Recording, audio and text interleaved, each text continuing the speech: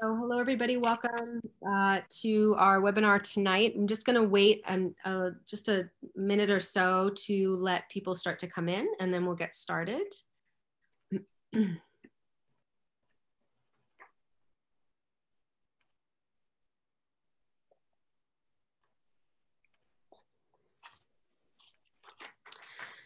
right. Hello, officially. Good evening, everybody. Thank you so much for joining us. My name is Carrie. I'm part of the programming team at the Westport Library, and I'm really excited to share with you tonight our panel, Modern Romance, Feminism, Power, and Happily Ever Afters, with three writers who I'll introduce in a moment before I turn it over for the conversation. But first, just a couple housekeeping things. So obviously this is a webinar, so if you have any questions for any of the authors tonight, we are going to put them in the Q&A box, which is in the lower panel. So feel free at any point to write your questions in the Q&A box, and we'll prompt them over to the panelists. I'm going to just get started with introducing who we have on board tonight. So first we have Libby Waterford. Libby writes steamy contemporary romances where lust always leads to happily ever after.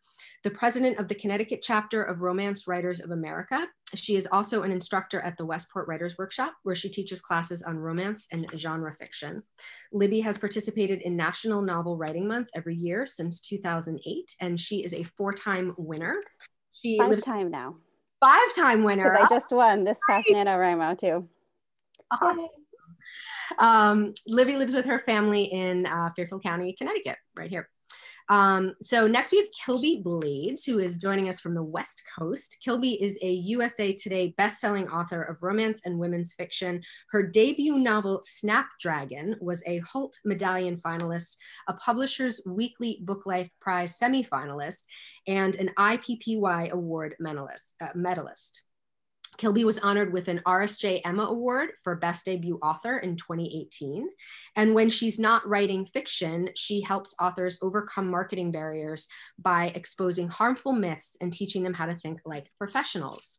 She holds an MBA from the University of Chicago, and she has managed more than 40 million in ad spend in VP and C-level digital marketing roles.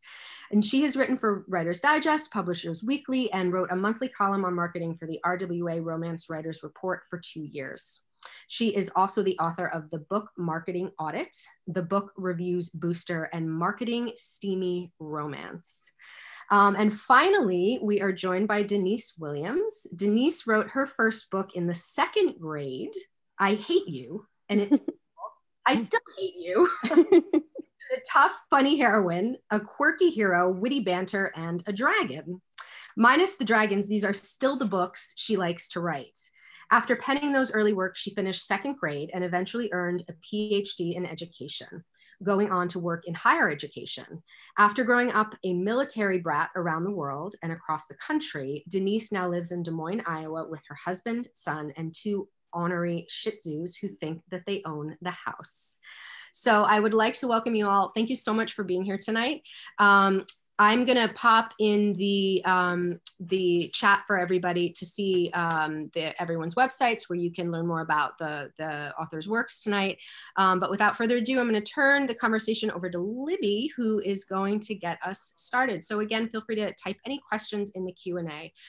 So take it away, Libby. Have a great conversation. Thanks, Carrie. Thanks. I am just really excited to be here tonight with Kilby and Denise, because I know both of you through workshops I've taken with you that sort of touched on this topic that we're talking about tonight, about feminism and romance, and sort of how does romance as a genre address the patriarchy. And so Denise, I took your class this summer that, like, I think it was called Smashing the Patriarchy, which is, you know, right up my street. And Kilby, I took a class with you called Empowered Heroines. So I just thought it would be really fun to get the two of you together and talk to you guys about some of these issues, because this is what we're exploring with our own work. And a lot of our fellow contemporary authors are exploring this in their work right now. So I guess I just would start off the conversation by inviting you to talk about how you think, you in your romance fiction are addressing some of these topics that are really like top of mind for readers and people today.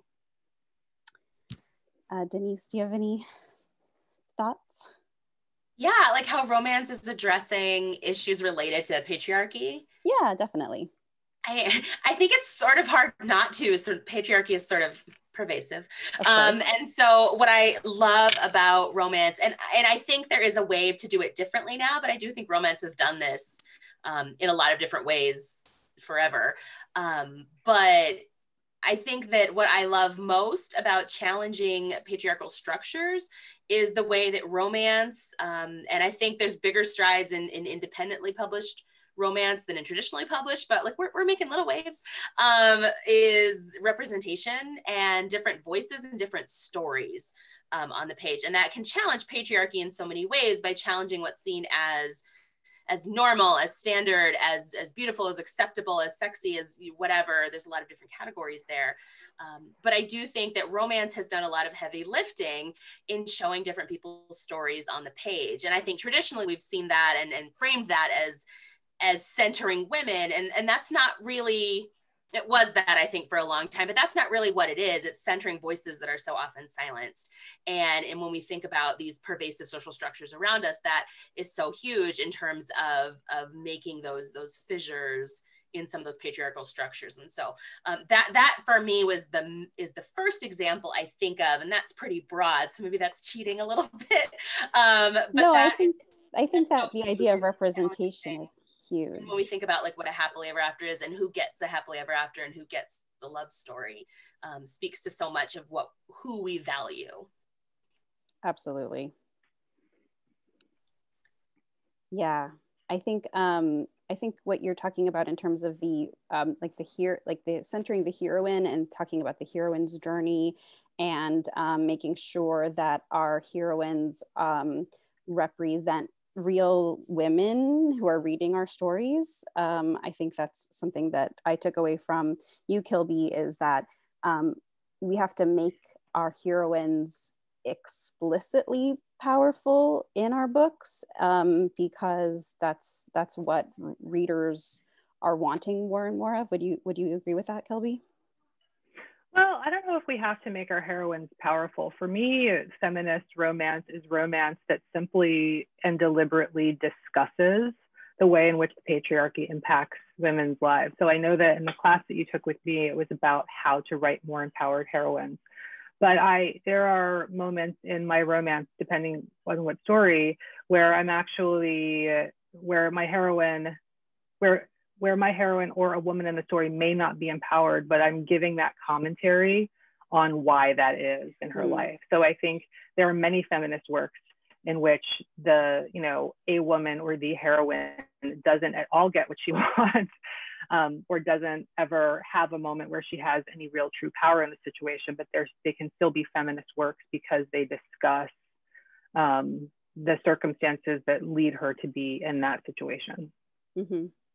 And I love how different romance authors kind of do that in different ways. Like there's ones where it's on the page, they're sitting there having a conversation about X, Y, and Z structure and damning the patriarchy on page, and it's beautiful and lovely. And sometimes it's not discussed at all, and it's not the story, it's the characters, right? It's the way that they're kind of moving through the world, and that we show that in stories that I think about where some readers maybe have never thought about the intersectional feminism or lack thereof, and what that means to be a Black woman addressing sexual harassment in a white workplace, for example. And so it shows it on the page, or they're directly talking about it, but romance authors are so often intentional about that being in the story and being part of it, like you said.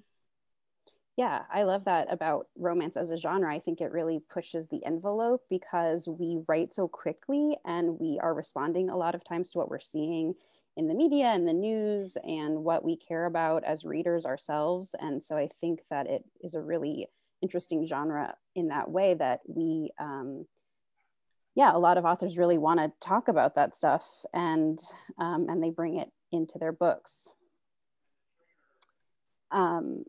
Do you, going back to your book that I am in the middle of, How to Fail at Flirting, Denise, that just came out, I wanted to talk about your sort of your heroine, because she's so analytical.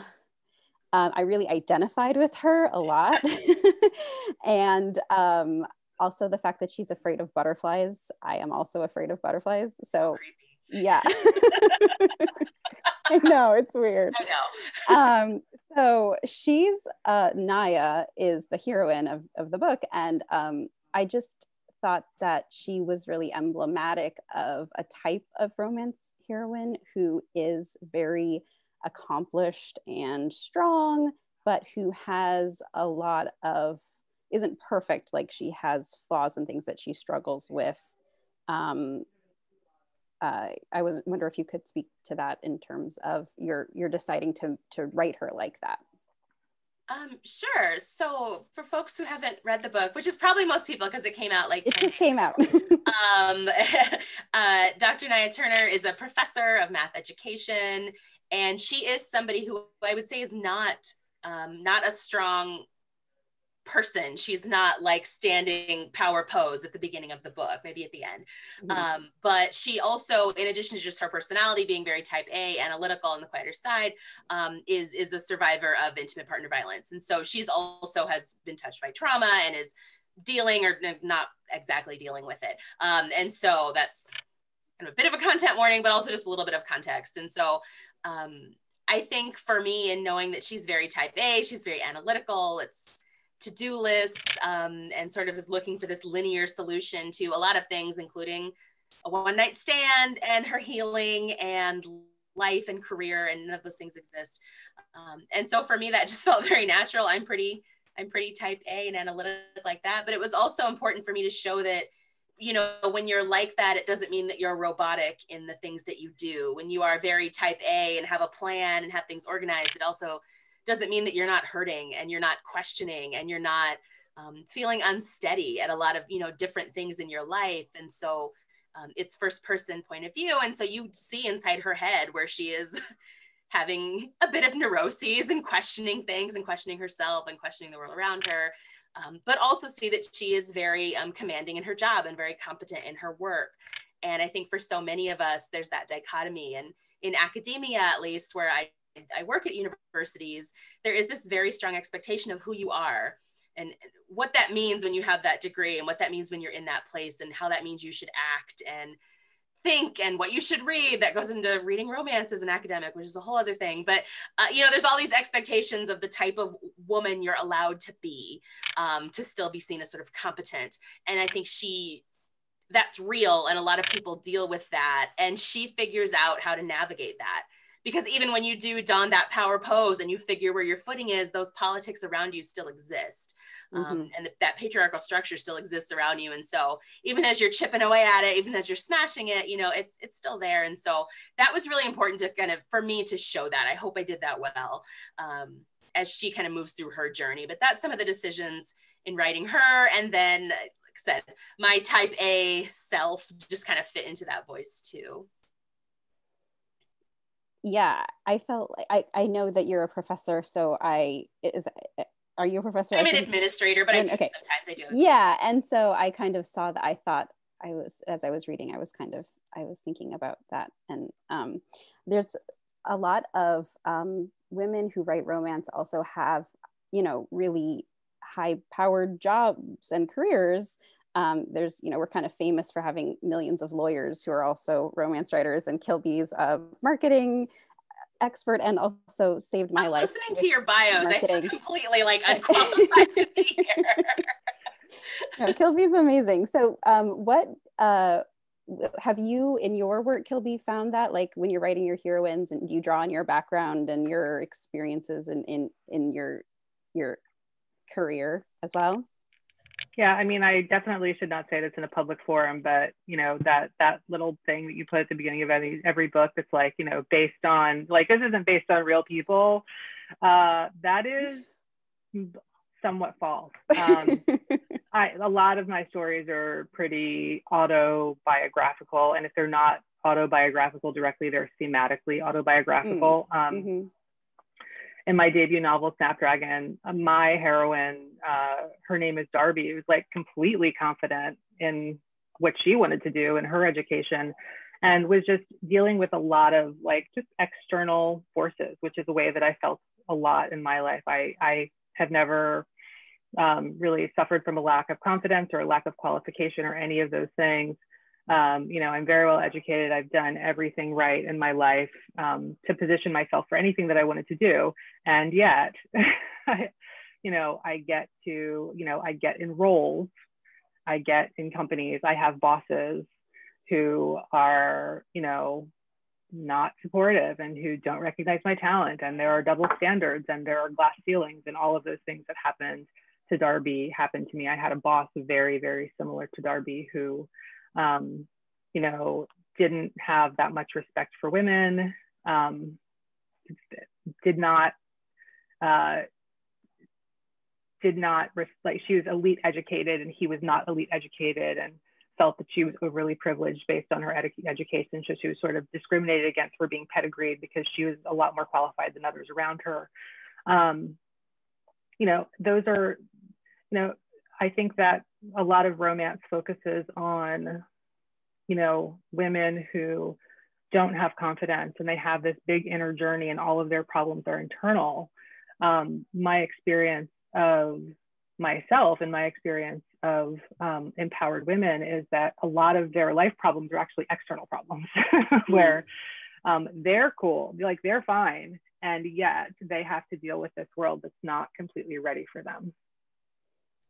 I love that. I think that's really interesting. In that way, does romance as a genre, because we're guaranteed that happily ever after, I mean, sometimes I think on the face of it, people assume that romance as a genre, that happily ever after is about the love aspect, the relationship, the couple that finds their happily ever after by the end of the book. But a lot of times it's actually about the heroine kind of winning, I guess, in life by getting to have it all or have most of it, or, break those barriers and those glass ceilings. I never thought about it that way. I don't know if you guys would agree, but. Yeah, I think it depends on the story. I know I don't usually end stories with there's happily ever after, but it's very rarely, if ever, well, I mean, in my one book that is published 10 days ago, it's not happily ever after, marriage and kids, 10 years later, look at their white picket fence. Because for the heroines I write, at least, that's not the goal that they have through the book. Like, you might see that later and that might be in their future. But yeah, I think for me, the happily ever after is the love story. It's romance, but there's all these other things that came up, and whether it was that external obstacle that they overcame or knocked down, or whether it was the internal barrier that they got past, or both, those for me are the most satisfying endings. If we never come back to their job, I'm like, but what happened at work? It's great that you're kissing now, but what happened at work? Like, for me, I always want to know that, because that's so important to me and the people in my life. Like, work is so important to us, and it gives us so much a piece of kind of who we are. And so I agree. I think that for me, that's part of the happily ever after, is whatever barrier they toppled, whatever thing they knocked down, whatever thing they solved, that makes them happy, that fulfills something, that addresses that lie they believed at the beginning, whatever it is. Mm-hmm.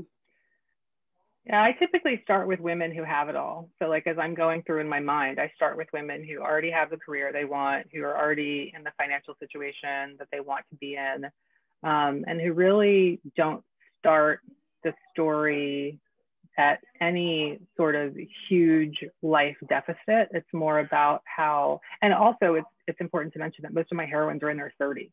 So most of my heroines have kind of figured out their own lives, and now it's like, okay, but like, how could this be even better? And that's where, the love story comes in. And there are challenges, there are things that they're trying to achieve, and they have obstacles, of course, related to their non-love lives. But for the most part, you know, my heroines have figured out like 80% of their life. Mine are mess, just all over the place, but they are in their 30s.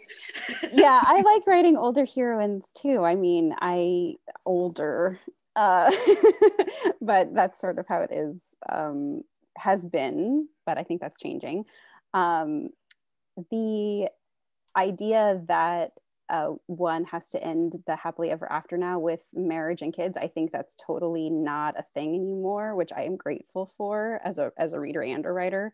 I have my series that I've been working on is called Never a Bride, about 4 bridesmaids in their friend's wedding, and none of the books in the series so far have had ended with any kind of engagement or marriage or anything, and that was really important to me as a theme of the story, because they get their happily ever after, but it doesn't look the same for everybody, which was something that I really was interested in exploring.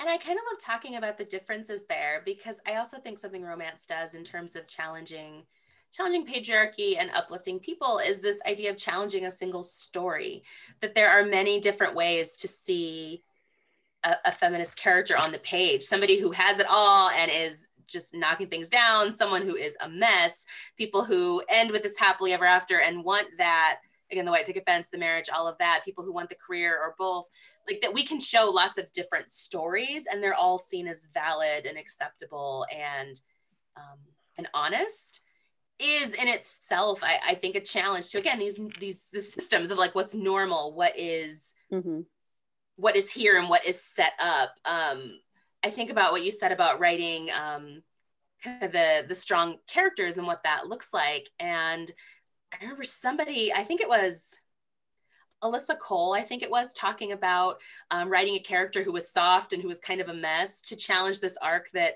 Black women always have to be strong and that character always has to be a strong character. And while those characters exist, like that idea of how do we challenge that narrative to show that there really is a lot of diversity in how people kind of move through the world. And that sort of leads me to something else I wanted to talk about, which was the flip side of the heroine is if you're writing male-female romance, is the hero, and how having exploring ideas of a hero that has been affected by or is trying to act counter to like familiar tropes of the alpha hero or toxic masculinity, and that is also an important thing that I think romance has been exploring more and more, giving room for different kinds of heroes. Like Denise, in your book, Jake seems to me to not be really an alpha hero. No, I think the Heron describes him as a hot nerd at one point. Yeah. So that's very appealing, I think, to me. But that's what's great, as you said, about romance, is that there's different kinds of heroes for everybody's tastes. But that beta hero is, I think, more prevalent in some ways now. Kilby, what do you think about that? Yeah, it's fun. I've had a lot of conversations about like beta heroes and whether beta is even the right term, or like, is there a gamma hero? Like what should they be called? Yeah. I kind of go for the beta in the streets, alpha in the sheets type of hero, which I think works for me and I think works for my readers. I do tend to write heroes who have a high level of emotional intelligence. A lot of my heroes have either been raised by single mothers or have a sister or something that sort of that kind of explains why they get a few things.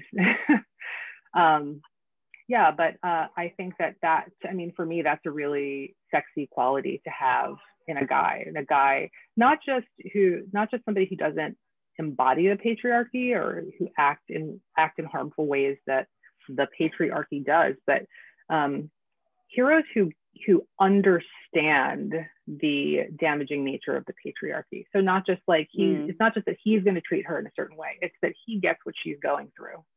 And he gets that she's going through something that's really different from what he has to go through. Like in one of my books, it's actually a gay romance. so it's not a hero heroine situation. One of my heroes, there's a subplot where the father of one of the heroes dies, and he has a twin sister who's actually running the late father's company, and the late father leaves my hero the company and not my hero's sister the company, the sister who's running the company. Right. So you know, I feel like I write heroes who kind of like get what's going on, and ultimately he ends up like giving her the like he reverses what the damage that the father did, and that's a subplot in the story. But I like men who get it. I love that. One book that comes to mind also is the Bromance book club series, because that is a very meta romance because it talks about romantic tropes within the story, and the heroes of the story have formed a male romance book club, and they're all on paper they seem like alpha heroes because they're sports stars and like high-powered businessmen, but the author really plays around with that expectation of what they're going to be like versus what they do and how they act and how they see themselves as part of this narrative where they can learn from romance novels and then take that out into the world and sort of change the world in a very meta way. So yeah, I like that that idea that the hero has to also not just act in a certain way towards the heroine or the other hero in the story, but also kind of like use what they know to affect change in the wider world or the world of the story. I also really love when we see when we're in a hero's point of view and we see his thought processes which challenge patriarchy, and so it isn't just in reaction to women around him. It isn't just in reaction to a love interest if it's a male-female romance, but that we see sort of in his head. And one that comes to mind is Teach Me by Olivia Dade. The Martin character is just like cinnamon roll goodness. Like just the frosting is just dripping everywhere. It's nice. Delightful.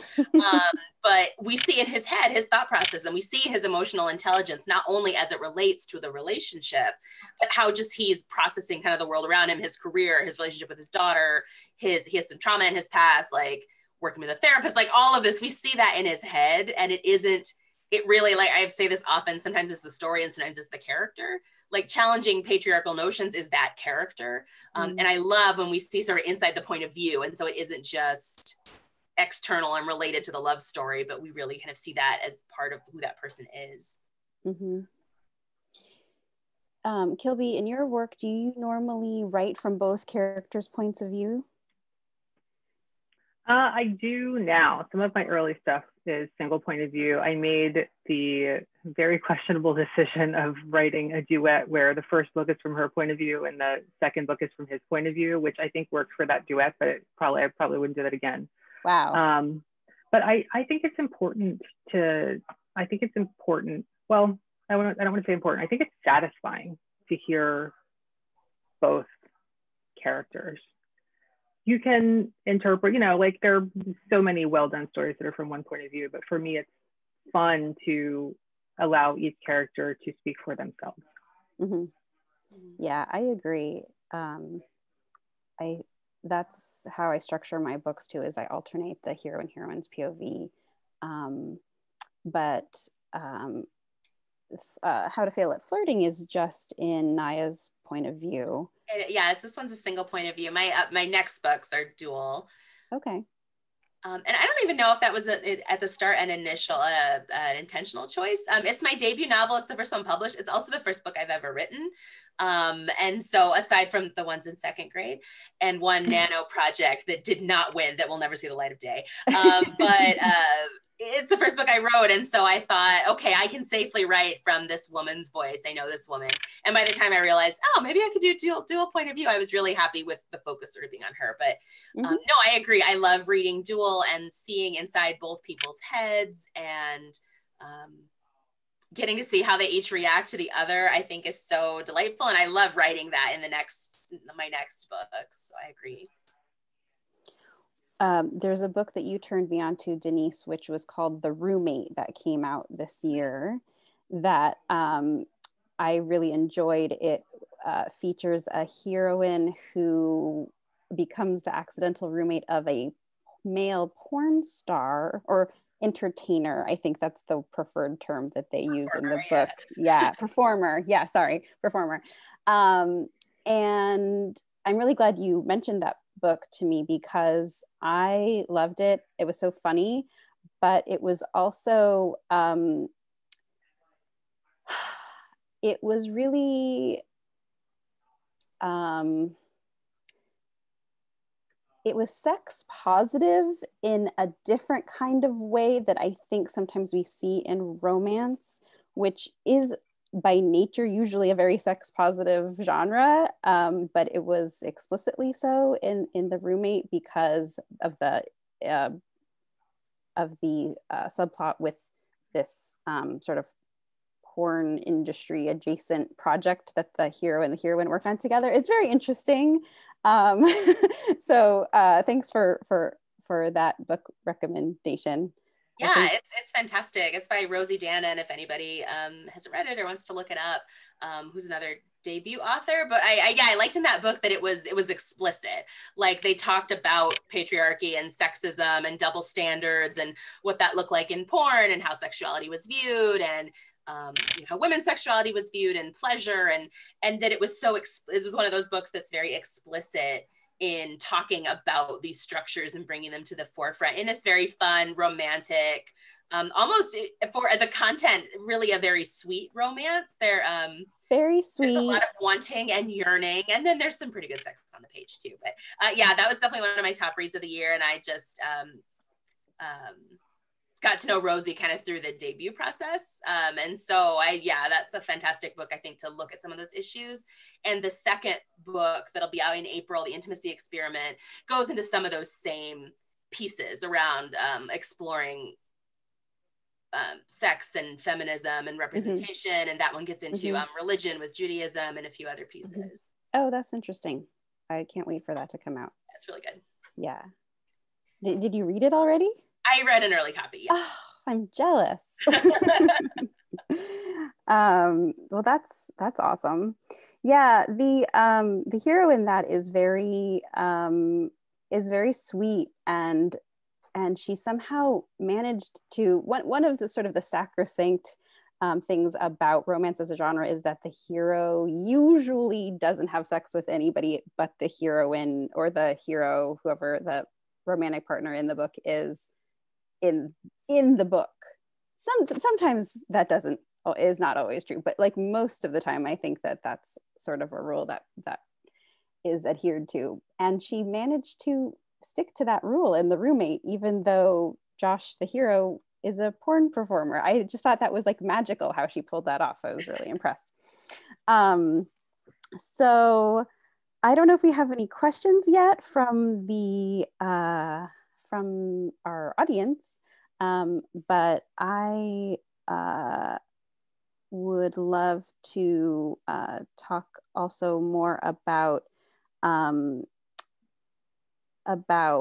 this idea that, heroines, I loved what you guys said earlier about heroines don't always have to be strong and it can be about their healing. And I think that's a theme in my work where I like to have, the heroines have much more of an emotional journey to go on than the heroes, and the heroes really are supporting them in their journey. But obviously that's not a theme of every romance story. Sometimes it's the other way around, where the heroine is sort of rescuing the hero. So it's just interesting to see how that plays out differently. I kind of love it when both people, or if it's 3 or 4, however many, whatever you're reading, I sort of love it when kind of everybody is, if you have a point of view, you're kind of on a journey of some sort, whether that is external, internal, deep emotional troubles, or I don't know, the stores that are your favorite ice cream, like whatever it is. But I kind of love it when everybody with a point of view has their own thing that they're going through. And my favorite stories end with them figuring out how to be next to each other and with each other. Not that you are my solution, but that like I can be with you as I have this solution, whatever it is. That's what I try to write. And those are definitely the stories I love to read. Kilby, you said your heroines often start off the book having a lot of their life figured out. So do they have like a strong emotional journey to go on still through the course of the book? Sometimes they do, sometimes they don't. I mean, one of my heroines I'm thinking of, I wrote a chef in a book called The Secret Ingredient, who is, she's a television chef, and she's really famous. Actually, I based her in my mind on Nigella Lawson. She's this sort of like saftig, like amazing, like television person who writes a bunch of cookbooks, and she moves to a seaside town to write her next cookbook. She like rents a house to write her next cookbook, and meets the hero who's next door, who's the nephew of a woman who used to own this really famous restaurant in the town that he now owns, even though she passed away 5 years ago. And she doesn't really start at kind of like a self-esteem type emotional deficit. It's more just like, I don't want to be on TV anymore. And she's got to reconcile this life of, she's built this huge empire and she's achieved what she wants to achieve career-wise. But what she really wants to do is cook. She really wants to open a restaurant and cook for people and be part of a community instead of being on planes all the time, instead of being in front of the camera all the time. And she wants to have a sense of home, which she doesn't have because her, she moved around a lot when she was younger, and she kind of bought her mom a house in Florida, but she doesn't really have a home to go back to. So, I mean, what she gets out of it is she kind of finds a home, and she's got this sort of found family because there are all these quirky townspeople, and of course she meets the hero, but it's really about her transitioning to the next stage of her life and what she wants. And great, she's met the hero, and the stars align for them. Like, hey, I really want to cook for people. Hey, I've got this restaurant sitting around. It's been closed for 5 years since my late aunt passed away, and it's this beautiful restaurant, and it's overlooked the cliff. So, I mean, those parts of the romance come together, and the story works. But her reason for being there is really she's figuring out her own life. Mm-hmm. Mm-hmm. We do have a question. The first one is, how did each of you get interested in writing romance specifically versus other genres? Which I think that's an interesting question. Denise, how did you get interested in writing romance? Yeah, I always loved love stories, but I actually am not the lifelong romance reader that so many romance authors are. And so I read all different kinds I devoured a ton of Danielle Steele when I was 12, which was an interesting choice for a lot of reasons, but read all of those. And then I got into high school, I kind of read everything, got into college, didn't read anything. And then, except for I was supposed to read for class. And then when I started my graduate program, I really didn't read fiction at all. It was really a pretty hard focus on what I needed to read to get my master's and my PhD, and a lot of academic writing. And I didn't come back to romance until I started commuting for work about 6 or 7 years ago. And I started listening to audiobooks, and I was like, I listened to a couple of thrillers and mysteries, and then it was like, oh, love stories. And then I never looked back. And so I just started listening to that, and that brought me back to really why I love love stories, and kind of reminded me why that happily ever after has always been so satisfying for me, even as I was challenging some of my own internal misogyny, elitist, whatever, of the things I talked about earlier, kind of those expectations around academics and what is quote smart reading, which is ridiculous. But anyway, and so I started listening to that, and I will always remember that my son was about 6 months old, and I was listening to a Mariana Zapata audiobook. I was very much feeling buried in momming and work, and I had some research projects going on, and I felt like so much of an escape in her books, and I just thought, I wonder if I could write this. And then that night I sat down to start what is now How to Fail at Flirting. And it was just that moment of like, I feel so good when I'm reading and listening to these stories, and I love writing. I wonder if I could try my hand at this. Like, could I craft a love story? And, writing for me still feels like an escape. I mean, sometimes it feels like work, like when you're on deadline, and it is work. But, in a lot of ways that still feels like, oh, okay, I have time to write now. Like, this is my happy place and this is where I can be creative. And that for me is very sustaining, because I still have my day job. I'm still buried in all the momming stuff. And so that's kind of how I started writing, and really why I've kept writing. That's awesome. Kilby, what about you? So I started writing fan fiction before I wrote anything else. And it's because I'm a huge television and movie junkie. And for people who are not familiar with fan fiction is basically when the writers of a show get it wrong and the fans get mad. The fans have to go write the ending the way it should have been written in the first place, or write whatever the episode happened the way it should have been written in the first place. Yeah. And usually for me, like what writers would get wrong is they would get the couple wrong. So like, there's a love triangle and she chooses the wrong one. Well, I'm going to go write fan fiction where she chooses the right one and that episode ended the way I wanted to end, or the series ended the way I wanted to end. Or something that I found, because I write gay romance as well, is that, you know, there were some relationships that were never going to happen on network television that were the real relationships. Like I used to write West Wing fan fiction because Sam and Josh were the real couple. And there was a lot of gay fan fiction for Sam and Josh in the West Wing. So that was how I started writing, and that was how I started writing romantic fiction, stories. Because it was usually the relationships that like made me mad. That's awesome. And then I like went to original fiction. I met a ton of great friends through fandom, and then like stopped and had a baby. And then like 20 of my friends who I had been writing fan fiction with in fandoms had become like New York Times bestselling authors. Like during the time that I took off from the fan community, I was like, well, everyone else is writing original fiction, and that's kind of how I got into it myself. I love that story. I am a huge fan fiction reader and now writer, but I started opposite. I started writing romance stories first, and then I was like, wait a minute, I can use my storytelling powers to fix these darn Yes. You have to fix them. They're wrong. You have to. You know, I'm not mean to people on Twitter. The only time I've ever been mean to people on Twitter is when I'm like tagging like a show or a network and being like, I can't believe you did or didn't do that. Yeah. They know what they did. They know what they did. Yeah, they know. Awesome. Okay, we have a couple more questions, so I'm going to keep going, even though I could probably talk about fan fiction for hours.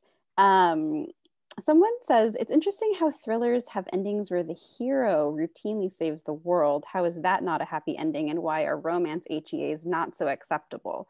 So I wonder if the question means like, why are romance happily ever afters looked down upon compared to thrillers?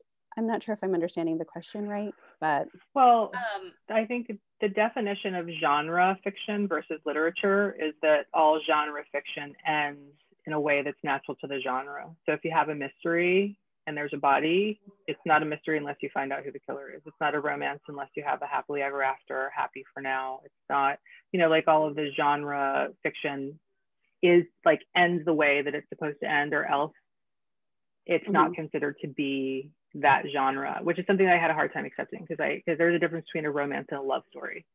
So that's the, you know, like it has to come to the natural satisfying end, and then if it doesn't, well, then it gets to be literature. Right. I would say too that I don't think it's the happily ever after that is why romance is looked down on. I would say romance is looked down on, or romance is seen as less acceptable in different circles of literature, because it's a genre that has typically centered women and people who on a gender spectrum have not been centered before. So like patriarchy is the reason I would say the answers to that question. But thrillers have not been dominated by women authors, or the thriller genre has not been dominated by women authors, although there are many that are doing the work.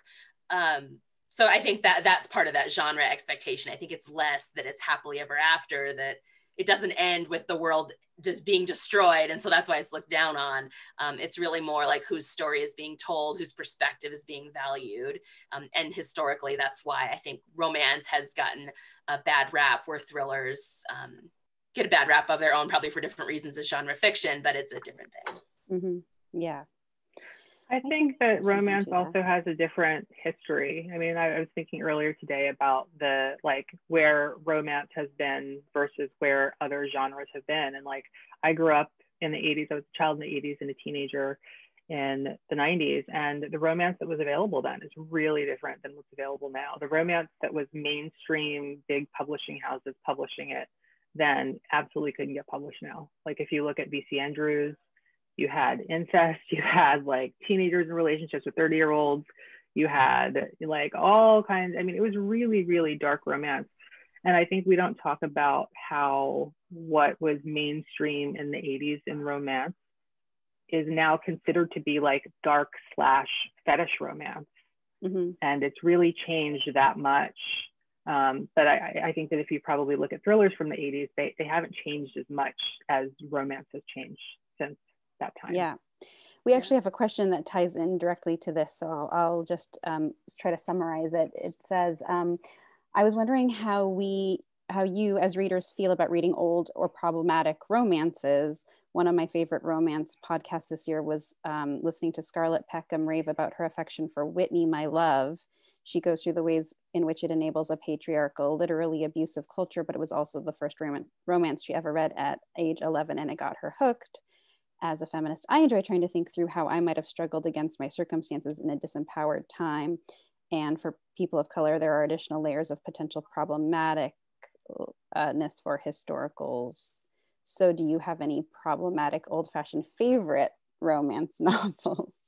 That's a really interesting question. You know, I actually don't, but that's in part because I haven't been a lifelong romance reader. So the ones that really hooked me, that kind of speak to my soul, are much more recent books, with the exception of Danielle Steele's Jewels, which I will always love forever. I don't remember a ton about it. So for me, I don't know if I have a problematic fave, but I know a lot of people do, which I think is interesting because in some ways it's so powerful that we see why we see now why they were problematic then.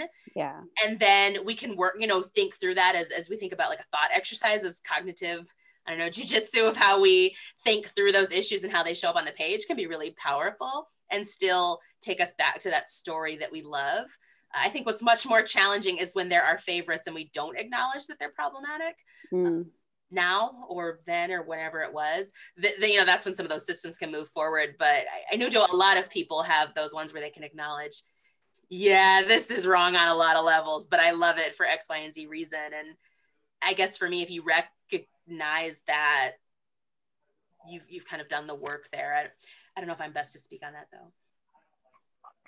I definitely have problematic favorites. I mean, I read V.C. Andrews when I was younger.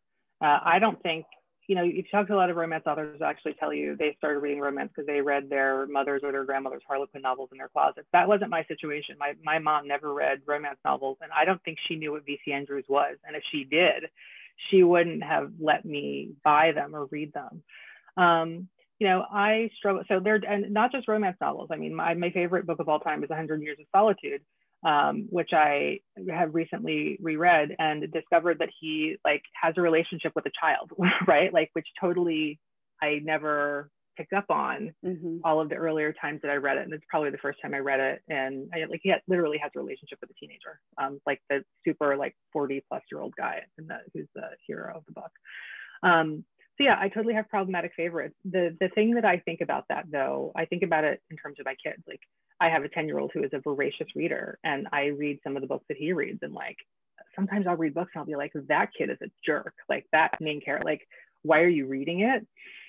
But then at the same time, I realize that even if the book has problematic elements, it is playing an important role as a stepping stone for him into a lifelong love of reading. So tons of stuff that I read when I was younger is problematic. And if I read it now, I probably wouldn't be able to read it. I still have a copy of Heaven by V.C. Andrews, and I'm scared to read it because I feel it'll shatter a piece of my childhood. But the truth is, one reason why I became a voracious reader was because I was reading stories that sparked my curiosity at the time. And particularly when I was reading books when I was a teenager, even if elements of them were problematic, they were at moments when I was exploring my sexuality, when I didn't have any sexual experience, when I didn't have any relationship experience. I still have my copy of Forever by Judy Blume, and part of that was just I don't know what this is, and I want to learn everything I can about it. So I think particularly for young people, there are moments when you're just willing to read whatever you can get your hands on to learn about the world.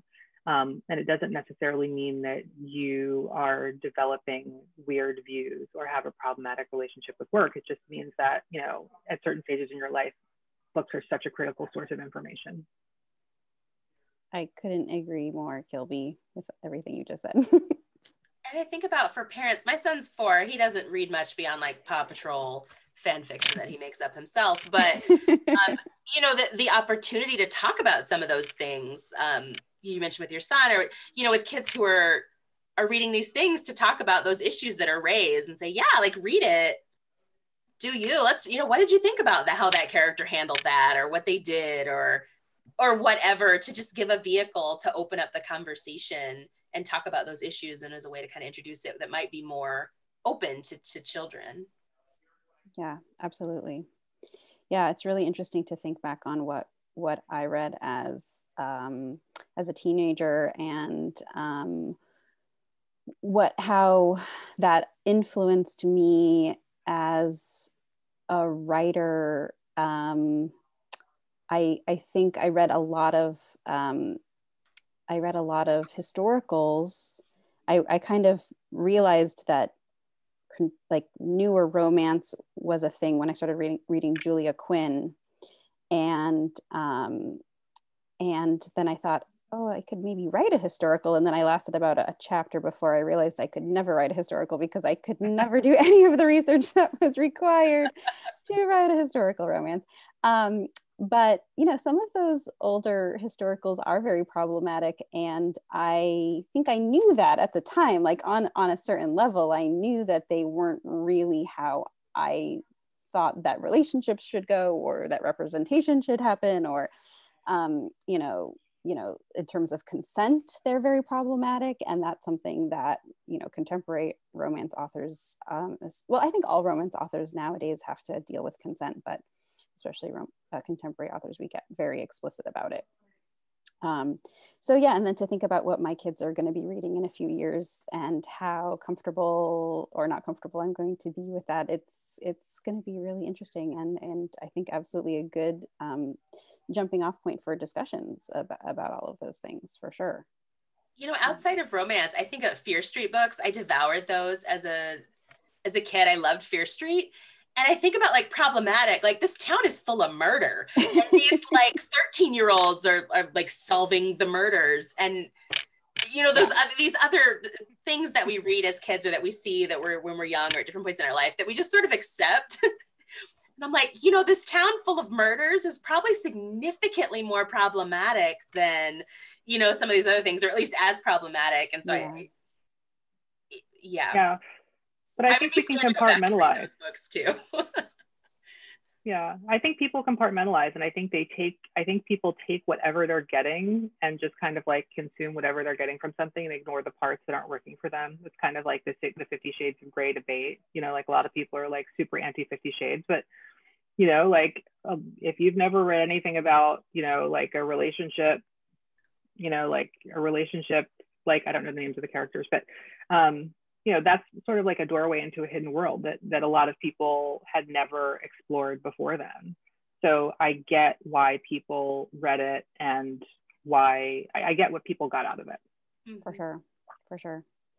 We have one more question. It says, can we talk about unlikable heroines? Sometimes I think heroines that are not likable immediately become that way over the course of the story. How much of likable means they're conforming to expected norms versus unlikable heroines who are very empowered?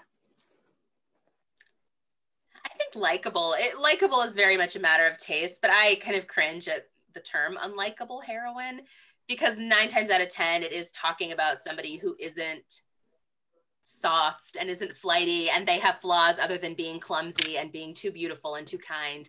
And it's so often referring to people who I would think is real people are unlikable because of their flaws, because of their worldview, whatever that is. So I struggle with that term in general. I think that there is room for a diversity of representation outside of of social identities, but just outside of how people have their personalities, and that, there's opportunity. But yeah, I do think unlikable usually means tough or sarcastic or not friendly and not bubbly and those sorts of things when it relates to a heroine. Mm-hmm. Yeah, I tend to agree with that. I think that the notion of an unlikable I think that I completely agree with that. I think that that heroines that are sometimes called unlikable are called unlikable according to a very specific cultural standard. And I think that sometimes the heroines that are called unlikable are heroines that that have a different experience and that don't belong to what I would consider for a long time the prevalent culture. I think that there's more room for more heroines in romance. Something that I am excited about is that K-dramas are really taking off, because I am a huge K-drama fan. I think a lot of romance readers are watching K-dramas right now as we're all sitting at home watching Crash Landing on You on Netflix. And K-dramas tend to have a lot of unlikable heroines. And in my opinion, that's sort of like a pop culture thing that's making room for a broader spectrum of women in romantic stories. That's so I was just thinking about this the other day. One, I need to get into K-drama because I don't know what's happening on Twitter. I'm left out of so many conversations. Me too. I'm sad. It's on my list. But I'm kind of the opposite with heroines. If I open the page and in the first 6 pages, I get that super bubbly. Oh my gosh, I'm so clumsy. I'm so nice to everybody. Look how quirky and cute I am. 9 times out of 10, I'm annoyed by that heroine off the bat. I'm like, okay, but where's your flaws? When are you going to be sarcastic? What? Show me some realness. So I feel like I kind of have the opposite. Maybe I'm looking for the unlikable. I don't know what that says about me, but I really love to see real flawed people in my characters. And so when I don't see that, I get kind of bored by that character very often. Yeah, I have been thinking about this in terms of the manic pixie dream girl trope character from a lot of movies that you see, where the heroine of a movie will be that kind of bubbly, perfect, quirky, and I can't help but think 9.5 times out of 10 that character is written by a man, and it just is not that character has no relationship to real life women, and so it just always grates me and rubs me the wrong way. And I think that we're moving away from that in pop culture, but I agree, when I see that on the page, it is kind of a turnoff for me as well. And I don't think it's bad for it to be there. And I think it's powerful sometimes to write, especially people from different social groups that haven't done a lot of representation. You can be X, Y, and Z. You can be lesbian and be this happy, bubbly person. You can be a Black person and be this happy, bubbly person. You can be, whatever it is they're writing. So there's some power in that. For me, I just get kind of annoyed by it, though. Fair enough. Yeah, and I think there needs to be a spectrum. I mean, everybody needs, people say, and I think this is incorrect, people say, well, people don't read romance for the heroines, they read it for the heroes. But I actually don't think that's true. I think people need to find characters, period, who they relate to. And there's a spectrum, even though the spectrum of what is acquired by traditional publishing houses is narrow. There's definitely, if you're an author, stories you can sell easily and stories you can't sell easily to traditional publishing. But the range has been really refreshing. In a lot of ways, the success of indie romance publishing is because of that recognition that there were additional characters that readers wanted to see, that the traditional publishing world was not allowing. And if you look at the state of romance trad pub now, it's a lot worse than it would have been if traditional publishers had just made room for more. Mm-hmm. That's so true. Well, I think we are running out of time, so I want to thank Kilby and Denise for joining me, and for Carrie for hosting us this evening. Thank you so much for having this conversation, and Thank you to the attendees and your awesome questions. They were great. I think Carrie's putting in the chat our website, so you can check us out there, kilbyblades.com, libbywaterford.com, and denisewilliamswrites.com. Thank you so much for being here. Thank you for having us. This was a fun conversation. Really interesting. Yes, thank you so much, and thanks for the questions. Thanks again, and have a great night, everybody. Bye.